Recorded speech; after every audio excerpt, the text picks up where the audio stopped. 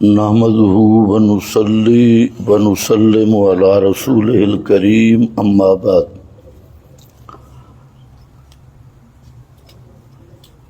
یہاں میرے پاس چند سوالات جو باہر سے ساتھیوں نے بھیجے ہیں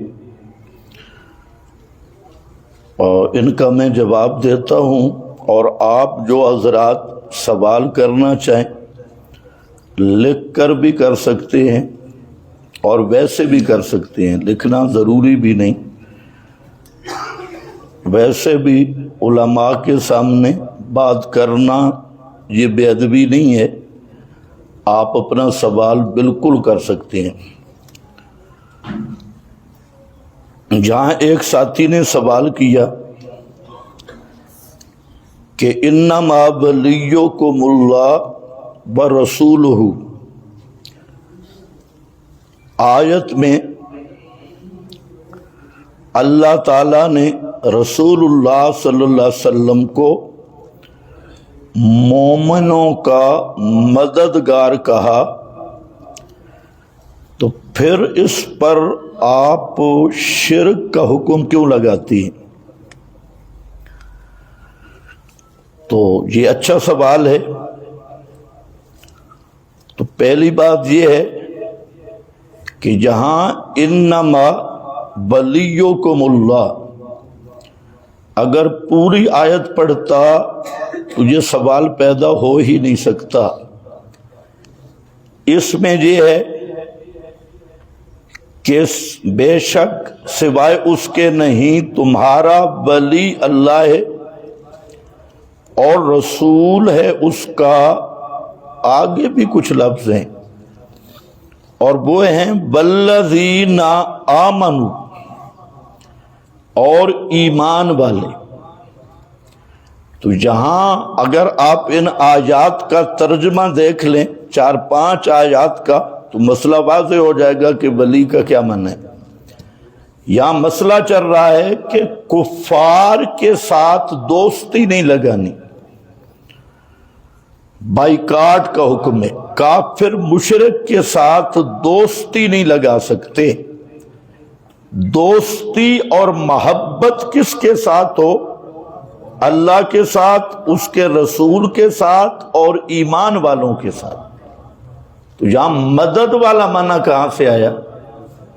کوئی آدمی بھوکا تھا، اس سے کسی نے پوچھا 2 جمع 2، اس نے کہا 4 روٹیاں۔ بھئی یہ تو سمجھ آ گیا 2 اور 2 جمع 4 ہے، یہ روٹیاں کہاں سے آ گیا؟ تو یہ پورا قرآن کا مضمون آپ دیکھیں، کسی عالم کا ترجمہ اٹھائیں اور یہ 4-5 آیتیں دیکھ لیں، اس میں مسئلہ کیا ہے؟ مسئلہ یہ چل رہا ہے کہ یہود نصارہ اور کافروں کے ساتھ محبت نہیں رکھ سکتے، محبت مودت دوستی نہیں کر سکتے۔ اب اس آیت میں بتایا کہ کس کے ساتھ دوستی کرنی ہے، کس کے ساتھ محبت کرنی ہے۔ اللہ کے ساتھ محبت کرو، رسول کے ساتھ محبت کرو اور ایمان والوں کے ساتھ محبت کرو۔ تو محبت کو کس نے شرک کہا؟ دوسری بات یہ سمجھے کہ یہ ملا حضرات دھوکہ دیتے ہیں۔ ایک ہوتی ہے مدد، امداد، تعاون تحت الاسباب۔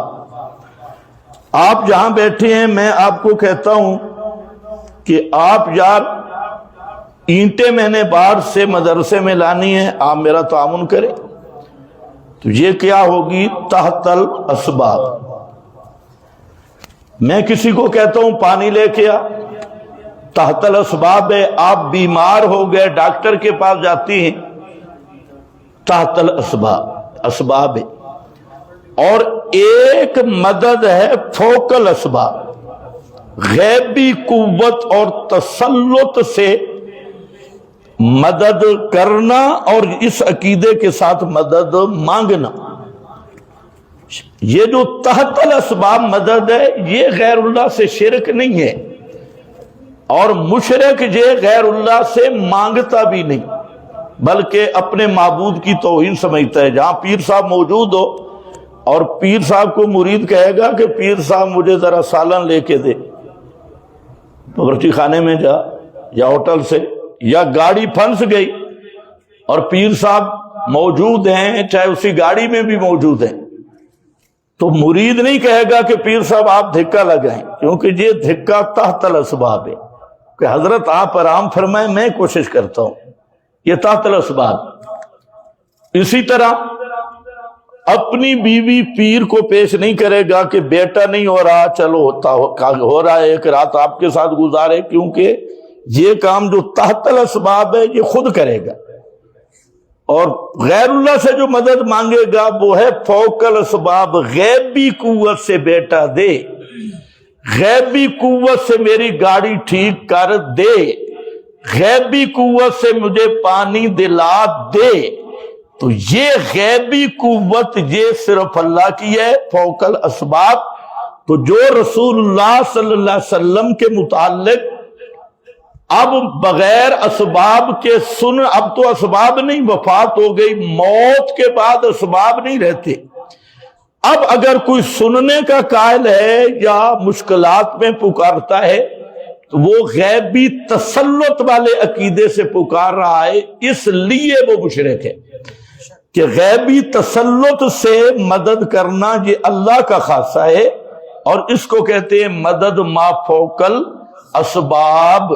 اسی پر اگر آپ غور کریں گے کہ مشرکین مکہ جن کو مشرک کہا گیا وہ کیا تھا، وہ اپنے معبودان باطلہ سے تحت الاسباب مدد مانگتے تھے کہ مجھے پانی دے دے، میری دیوار چڑھا دے، مجھے اینٹیں لے آ دے۔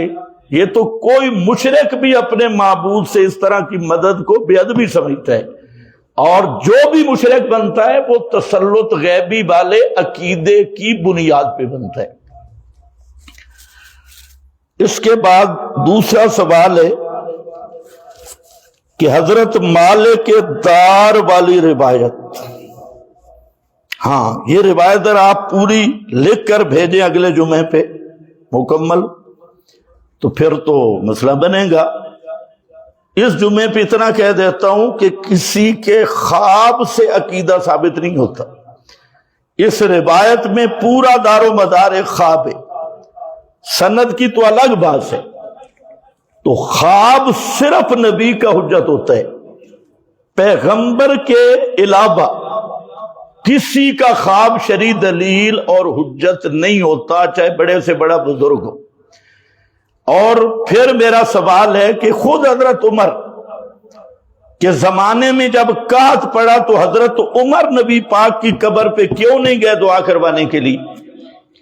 کسی صحابی نے مشورہ کیوں نہیں دیا؟ ساتھ میدان میں حضرت عباس سے تو دعا کروائی ہے، لیکن پیغمبر کریم کی قبر ساتھ موجود تھی، کوئی ایک صحابی آپ کی قبر پہ کیوں نہیں جاتا وفات کے بعد کہ یا رسول اللہ میرے لیے دعا کرو، یا رسول اللہ بارش نہیں ہو رہی؟ حضرت عمر تو کہہ رہے ہیں اللہ جب پیغمبر دنیا میں تھے انا کنا نتوسلو، اس وقت ہم آپ کے نبی سے دعائیں کرواتے تھے، اب پیغمبر کریم دنیا میں نہیں، نتوسلو بے ام نبی کا، بے دعائے ام نبی کا، کہ اب نبی کے چچا حضرت عباس سے ہم دعا کروا رہے ہیں۔ تو اگر صحابہ کا یہ عقیدہ ہوتا کہ وفات کے بعد بھی آپ سنتے بھی ہیں اور سفارشیں کرتے بھی ہیں، تو سوال یہ ہے کہ صحابہ زندگی میں کوئی مسئلہ پیش آتا آپ کے پاس آتے دعا کروانے کے لیے، وفات کے بعد کوئی صحابی کیوں نہیں جاتا آپ کی قبر پہ؟ کبھی تم پیش کرتے جی عرابی آ گیا، تو میں کہتا ہوں عرابی ہو، عرابی آیا ہے، صحابی کیوں نہیں آیا؟ اور پھر یہ درایتاً بھی غلط ہے، انہوں نے سمجھا ہوا کہ آپ کی قبر کہیں قبرستان میں تھی، آپ کی قبر ام المومنین کی حجرہ میں تھی، ام المومنین کا پردہ تھا، اور 57 ہجری تک ام المومنین اسی حجرہ کے اندر رہی، اور صحابی بھی اندر نہیں جا سکتا تھا۔ یہ رجل کون ہے؟ کوئی رجل آ گیا، یہ کون ہے رجل؟ تو یہ سارا من گھڑت قصہ ہے، اور یہ بات اپنے مقام پہ ثابت شدہ ہے کہ سند کی صحت، متن کی صحت کو کوئی مستلزم نہیں. اب تو یہ نالائق مولوی بھی مان چکے ہیں اور انشاءاللہ مانیں گے. ایک مولوی صاحب تقریر کر رہے تھے, اس نے کہا ما کان محمد ابا احد من رجالکم, اور ایک حدیث میں ہے انا لکم مثل الوالد, تو ان میں تعارض ہے. اور اب تطبیق دینا علم ہے اور قرآن کے خلاف قرار دینا جہالت. اللہ اس مولوی کو بھی سمجھ عطا فرمائے. تو مولوی جو ہوتے ہیں نا, خصوصاً خطیب, تو ان کی تقریریں سنا کرو. اکثر خطیبوں کا حال یہی ہے, الا ماشاء اللہ, پتہ نہیں ہے. پہلی بات تو یہ ہے کہ انہیں تعارض کا پتہ ہی نہیں. یہاں تعارض کہاں تعارض ہے؟ قرآن میں ہے کہ محمد صلی اللہ علیہ وسلم تمہارے مردوں میں سے کسی کے باپ نہیں, اور دوسرے روایت پیش کی اس میں ہے کہ میں والد کی طرح ہوں. تو تعارض آ گیا. طرح ہوں, والد نہیں کہا, والد مثل والد کے ہو. اب جس جاہل کو یہ بھی پتہ نہیں کہ تعارض بنتا کہاں ہے, اور جہاں تطبیق ہو جائے اس کو تعارض کہتے ہی نہیں, وہ تعارض ظاہری ہے.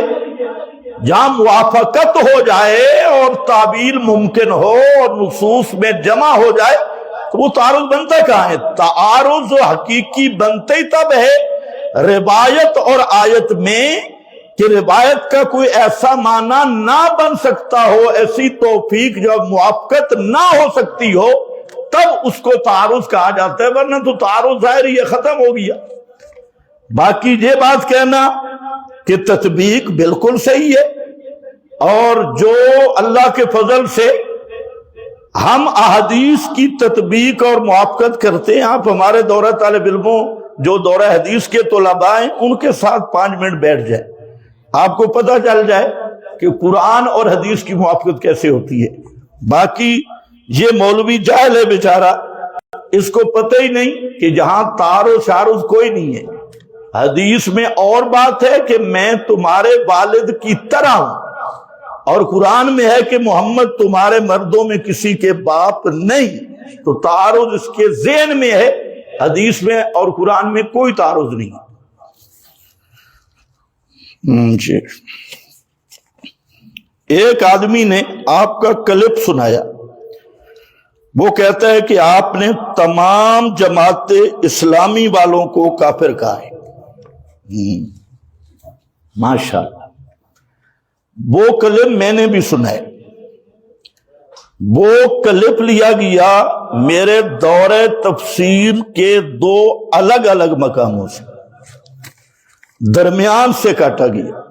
وہاں پر مسئلہ یہ چل رہا ہے کہ من لم یحکم بما انزل اللہ اولئک هم الکافرون. وہاں پر میں نے مسئلہ یہ بیان کیا کہ اس آیت پر ایک خارجیوں کا نظریہ ہے, جو اصل خارجی, یہ جو موجودہ میڈیا والے خارجی ہیں یہ نہیں, جو اصل خوارج ہیں, حضرت علی کے مقابل جو پارٹی کھڑی ہوئی تھی خارجیوں کی, اور ایک اہل السنت کا نظریہ ہے. خوارج کا اس آیت پہ نقطہ نظر یہ ہے کہ من لم یحکم بما انزل اللہ, اس حکم سے مراد حکم عملی ہے کہ جو ما انزل اللہ پہ عمل نہ کرے وہ کافر ہے. اس بنیاد پہ وہ کہتے ہیں کہ گناہ کبیرہ آدمی سے ہو جائے تو آدمی کافر ہو جاتا ہے. چوری زنا کو وہ کفر کہتی ہے. جبکہ اہل سنت کے نزدیک یہاں من لم یحکم, من لم یعتقد کے معنی میں کہ جو ما انزل اللہ کو حق نہ سمجھے اور ما انزل اللہ کے مقابل کسی چیز کو حق سمجھے وہ کافر ہے. فاولئک هم الکافرون کا وہ مصداق ہے. تو یہ پوری میری تقریر تھی. آگے میں نے 2 باتیں کی. یہ اچھا سوال ہے, اور جو کلپ کاٹتے ہیں چوہوں کی طرح وہ بھی ہمارے اچھے دوست ہیں کہ ہمیں وضاحت کا موقع بھی مل جاتا ہے. اور اس طرح اگر کلپ کاٹنے ہیں تو اب قرآن پاک میں لا تقربوا الصلاۃ, نماز کے قریب نہ جاؤ. درمیان سے کلپ کاٹو, بھئی نص قطعی موجود ہے کہ نماز کے قریب نہ جاؤ. تو بات پوری سمجھنی چاہیے. باقی رہ گیا مسئلہ جماعت اسلامی. تو میں کئی دفعہ وضاحت کر چکا ہوں کہ کسی جماعت کو من حیث الجماعت کافر کہنا یہ نہ ہمارا طریقہ ہے، نہ ہماری جماعت کا نظریہ ہے، اور نہ یہ اہل سنت کا منہج ہے. کسی جماعت کو من حیث الجماعت علی الاطلاق کافر کہہ دینا فتویٰ ہوتا ہے عقیدے پہ، کہ جس آدمی کا عقیدہ غلط ہوگا، کتاب و سنت سے ٹکرائے گا، وہ کافر ہے. یہ نہیں ہے کہ بریلوی حضرات ہے تو بریلوی کے لفظ کی وجہ سے آپ ان کو کافر کہہ دیں گے. سید احمد بریلوی ہے اور بڑے بڑے حضرات ہیں. اسی طرح دیوبندی کوئی مذہب نہیں ہے. دیوبند میں پیر قمر الدین سیالوی بھی پڑھا ہے. دیوبند میں اسماعیل شیعہ بھی فاضل دیوبند ہے، اور وہ اپنے آپ لکھتا تھا دیوبندی. اسماعیل شیعہ جو ان کا مناظر تھا وہ لکھتا تھا کہ اسماعیل دیوبندی، وہ بھی دیوبندی ہے، اور وہاں دیوبند کے بنیے ہندو بھی دیوبندی ہے. دیوبند ایک شہر کا نام ہے، تو وہاں جو ہندو رہتے ہیں وہ بھی دیوبندی ہے، بنیے بھی دیوبندی ہیں. وہاں اس قصبے کے سکھ بھی دیوبندی ہیں. وہ ہندو بنیے یہ سارے دیوبندی کہلاتی ہیں کیونکہ دیوبند کے رہنے والے ہیں. اسی طرح بریلی ایک شہر ہے. بریلی میں ہندو بھی ہیں، سکھ بھی ہیں، مسلمان بھی ہیں، مواحد بھی ہیں، مشرک بھی ہیں، ہر قسم کے لوگ ہیں. تو یہ ملا کی تقسیم ہے. ہمارا صاف نظریہ یہ ہے کہ جو آدمی کتاب و سنت کے قطعیات کا انکار کرے گا، وہ چاہے اشاعتی ہو تب بھی کافر ہے، کوئی اور ہو تب بھی کافر ہے. یہاں جماعتوں کے لیبل نہیں. باقی رہ گئے جماعت اسلامی. تو جماعت اسلامی میں تو ہر قسم کے لوگ ہیں. بہت سارے وہ لوگ ہیں جو اشاعت التوحید کے لالچ کی وجہ سے جماعت اسلامی میں موجود ہے، کوئی سیاسی شہرت کی وجہ سے موجود ہے، جن کا اپنا عقیدہ صحیح ہے. تو جماعت اسلامی ایک عام لفظ ہے، اور جو میں نے لفظ مودودیہ کا استعمال کیا وہ خاص ہے. اور اس سے مراد یہ ہے کہ جو لوگ عصمت انبیاء کے منکر ہیں، اصحاب رسول پہ سب و شتم کرتے ہیں، تنقیص کرتے ہیں، اور طاغوتی نظام کو شرعی نظام سمجھتے ہیں، خواہ وہ کچھ بھی ہو، تو وہ مسلمان نہیں ہیں. یہی ہمارا آج بھی موقف ہے، اور پہلے بھی موقف تھا، اور یہی موقف رہے گا. افراد سے ہماری بات نہیں ہے، بات ہے نظریے کی.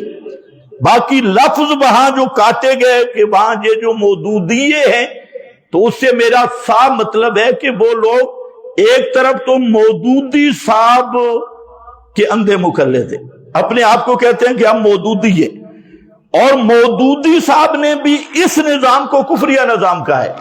بلکہ مودودی نے کہا کہ یہ بڑا بت ہے.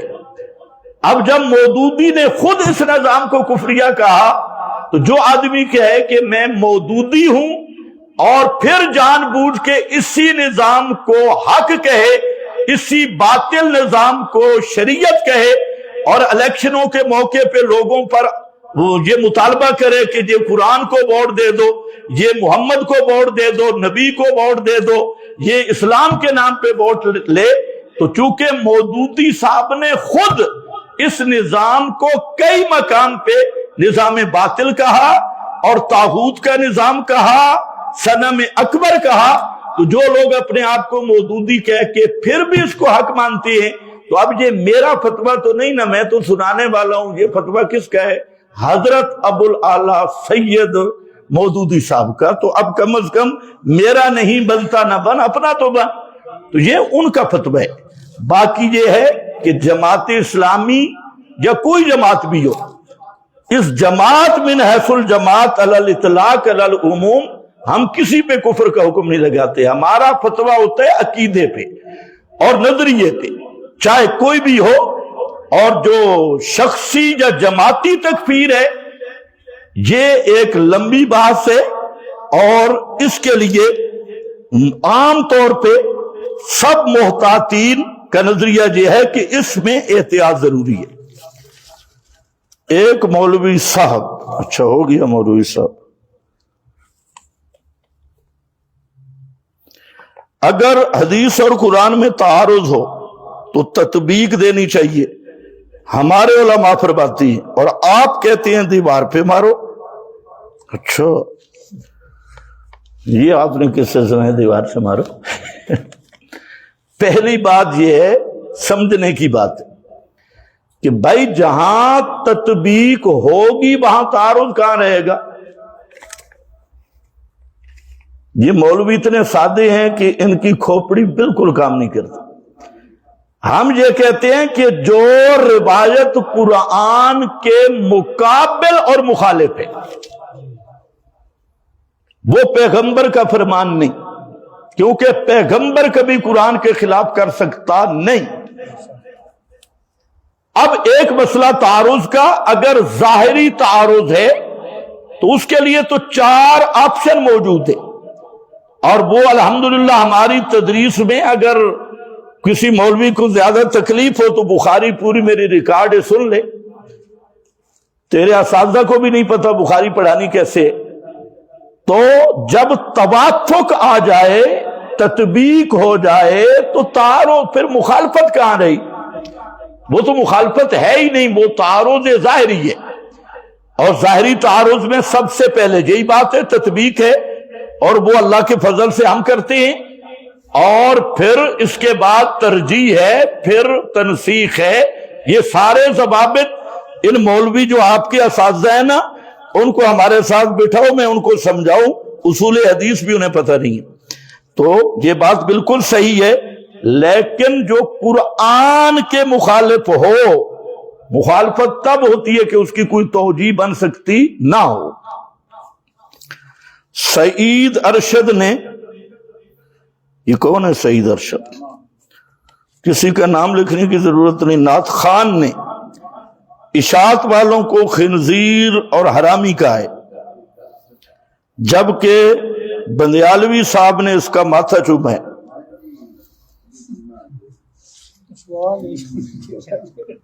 ماشاءاللہ بھائی، ماتھا بندیالوی صاحب نے چوما ہے تو سوال بھی بندیالوی صاحب سے ہونا چاہیے۔ تو بندیالوی صاحب زندہ موجود ہیں، تو یہ سوال آپ حضرت بندیالوی صاحب سے کریں کہ اس نے اگر یہ کہا ہے اور انہوں نے ماتھا چوما ہے، جس دن میں چوموں تو پھر مجھ سے سوال کر لو۔ تو چوما انہوں نے ہے، ان سے پوچھو کس نیت سے چوما ہے اور آپ کا کیا پروگرام تھا۔ باقی ہم تو چومی چٹی کے قائل نہیں ہیں، اور پھر یہ چومی چٹی بھی میڈیا پہ آئے تو ہم ان چومیوں چٹیوں کے قائل نہیں ہیں۔ تو آپ کو میں نے بارہا کہا کہ علماء کا نام نہ لکھا کرو، علماء سب قابل احترام ہیں، بندیالوی صاحب بھی ہمارے لیے قابل احترام بزرگ ہیں، لیکن جب ان کے متعلق سوال ہے نا تو آپ ان سے کریں، مجھ سے کرنے کی ضرورت نہیں۔ اہل حدیث اور اشاعت کا اختلاف کیا ہے؟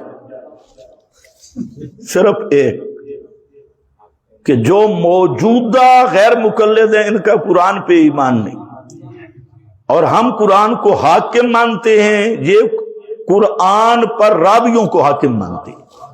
ایمان بالقرآن کا مسئلہ ہے، باقی کوئی اختلاف نہیں۔ ہاں اسی کی کچھ شاخیں ہیں کہ یہ غلو غالی ہیں، مثلا وہ کہتے ہیں جو رفع الیدین نہ کرے اس کی نماز نہیں، فاتحہ نہ پڑھے اس کی نماز نہیں، 3 طلاقوں کے بعد زنانی کو رکھتے رہو کوئی مسئلہ نہیں، اجماعی مسائل کے منکر۔ اور ان فروعات میں جو غلو ہے، چونکہ اس کا براہ راست اثر صحابہ پہ پڑتا ہے، اور پھر حضرت عمر پہ جب تہمت آتی ہے کہ انہوں نے نبی کی شریعت بدل دی تھی طلاق کے مسئلے میں، اور حضرت عثمان کی جب بات آتی ہے کہ یہ جی اذان بدعت عثمانی ہے، یہ جی فلاں ہے، تو اس لیے پھر ہمارے علماء فرماتے ہیں کہ یہ طبقہ چھوٹے رافضی ہے۔ کون سے؟ اور ایک تھوڑا سا اختلاف یہ بھی ہے کہ ان کے نزدیک شافعی، حنفی، مالکی، حنبلی پوری امت مشرک ہے، اور جو پوری امت کو مشرک کہتا ہے، کیونکہ تخلیل شرک ہوئی نا، یا کم از کم بدعت ہوئی، تو 14 صدیوں سے جو پوری امت کو مشرک کہہ رہا ہے، تو ان سے پوچھو بھئی تمہارا دین کدھر سے آیا؟ ملکہ وکٹوریا سے آیا؟ تم کہاں سے، تمہارے پاس قرآن کیسے پہنچا، حدیث کیسے پہنچی، جبکہ تم پوری امت کو مشرک کہہ رہے ہو؟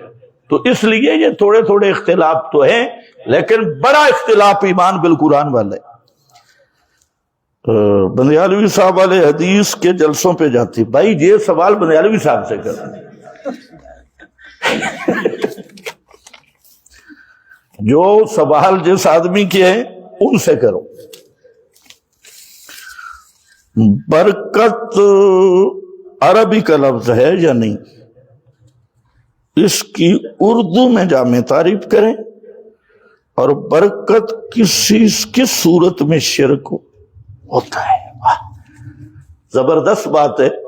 برکہ، البرکہ عربی ہے، البرکہ تو من اللہ، اور مسئلہ یہ ہے کہ برکت میں 3 چیزیں ہوتی ہیں۔ ایک یہ ہے، اونٹ جب زمین پہ بیٹھتا ہے تو اونٹ کا سینہ اور گھٹنے زمین کے اندر دھنس جاتے ہیں، اس کو کہتے ہیں بارک البعیر۔ اونٹ زمین کے اندر دھنس کے بیٹھا ہے، تو اس سے معنی ہے جم جانا، جمنا، ثابت ہونا، پھر نما بڑھنا، پھر انتفاع۔ تو برکت میں 3 چیزیں ہوتی ہیں، کسی چیز کا جمنا، پھر بڑھنا، اور پھر اس چیز سے انتفاع۔ اب ایک ہے برکت دینا، یہ صرف اللہ کا خاص ہے۔ تبارک الذی بیدہ الملک فتبارک اللہ رب اور اسی طرح فتبارک اللہ احسن الخالقین، اور تبارک الذی نزل الفرقان علی عبدہ۔ تبارک اسم ربک، نماز میں کیا پڑھتے ہو؟ سبحانک اللہم بابے، آگے کیا ہے؟ ترجمہ نہیں پڑھتے نا نماز کا۔ تیرا نام ہے برکت والا، تبارک اسموں کا۔ درود میں کیا پڑھتے ہو؟ اللہم بارک، اللہ تو برکت کر محمد پہ۔ کس سے بات ہو رہی ہے؟ تو مبارک صرف اللہ ہے، برکتیں دینے والا صرف اللہ ہے۔ مبارک کے خطے بھی ہیں، وہ آپ بھی ہیں، آپ سارے مبارک کے، برکت دیے گئے، اور ایک ہے مبارک، برکت دینے کے۔ جہنم میں جانے کا سبب بنے۔ اے دعوی معصوم ہونے کو مستلزم تو نہیں میرے بھائی۔ عصمت ملکہ کا نام، آپ عصمت ملکہ پتہ نہیں آپ کیا سمجھیں گے۔ عصمت ایک استعداد ہے، جس استعداد کی بنا پہ گناہ کا ارتکاب ناممکن ہوتا ہے۔ پیغمبر معصوم ہے، عصمت کا معنی کہ پیغمبر کے اردا گرد اللہ کی حفاظت کی ایسی 4 دیواری ہے کہ گناہ نبی کے قریب بھی نہیں آ سکتا، اور صحابہ محفوظ ہیں۔ محفوظ ہونے کا مطلب یہ ہے کہ صحابہ پہ اللہ کی ایسی رحمت ہے کہ کسی صحابی پہ گناہ کی میل رہ نہیں سکتی۔ جب گناہ کی میل رہ نہیں سکتی تو اللہ نے فیصلہ کر دیا لہم مغفرۃ و رزق کریم، اس لیے صحابہ مغفور ہیں، محفوظ ہیں، جنتی ہیں۔ کوئی صحابی جو صحابی ہے وہ جہنمی نہیں ہو سکتا، اور وہ جہنم میں نہیں جا سکتا، وہ محفوظ ہے۔ محفوظ ہونے کا مطلب کیا ہے؟ مغفور ہے عند اللہ، مرضین عند اللہ۔ تو معصوم اور محفوظ کا فرق ہوتا ہے۔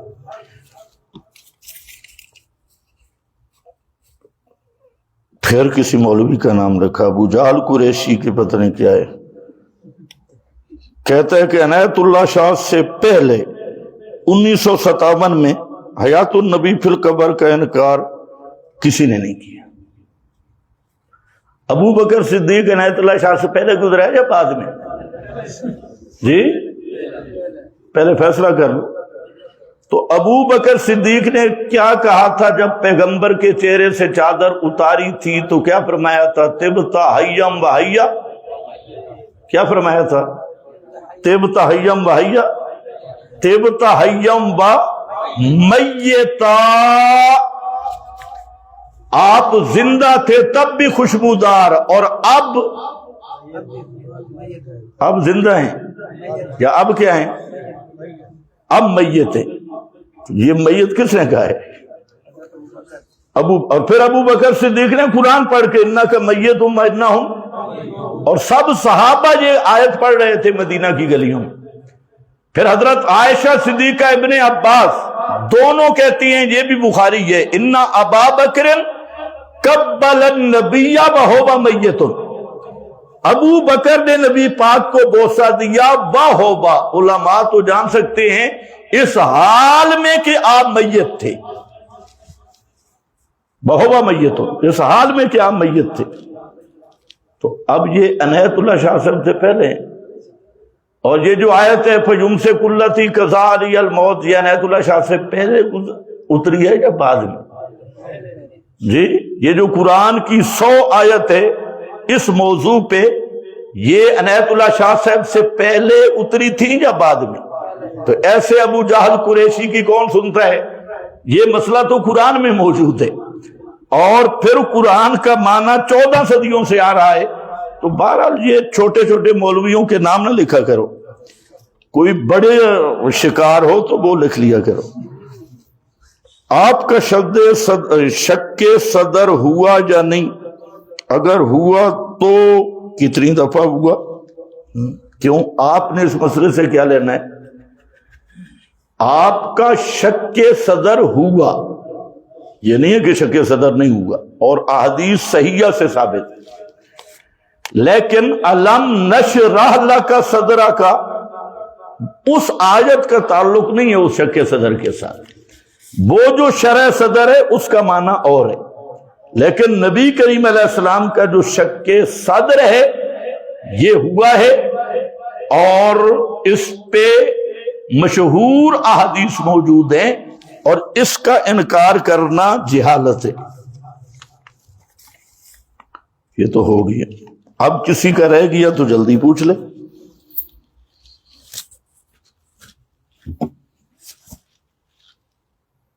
میرا خیال ہے سب شریف ہے۔